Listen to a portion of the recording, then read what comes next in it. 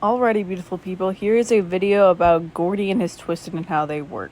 This is Gourdy, normally his animations and such.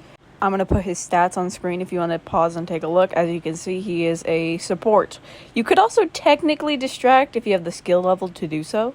And this is his sleeper skin that you can buy in his very own shop. A very cutesy skin. I do like this one. And this is his mastery skin you get for completing his mastery. Not my favorite mastery skin, but, you know, not the worst one we've had either. Alright, now let's move on to his Twisted. There's a lot to talk about. So, Twisted Gourdy, here he is. He has a very interesting mechanic. He kind of operates similar to how Glisten works. And he has a bar, and you have to give him items to soothe that bar. If not, then this big version of Gourdy that you see right now will spawn. I will show you examples. Alright, in the gameplay, this is his bar. As you can see, he's passive until his bar fills all the way up. And he requires an item. You don't get to choose what slot. It's always the first slot unless that one is already empty. He gives a little like halfway marker, as you can see right here, like how Glisten does.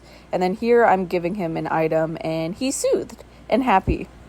Gourdy also behaves like Glisten in terms of you immediately know if he's on the floor, because as you can see down there, he has a little text display displaying whatever text generates. It's completely randomized what different dialogue you'll get like Glisten.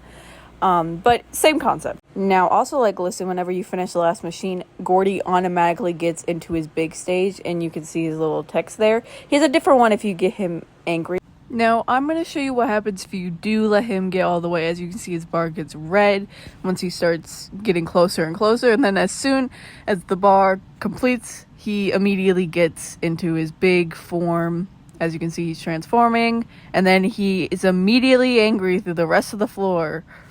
Now, the last thing I'm going to mention about Gourdy before I end this video is his trinket.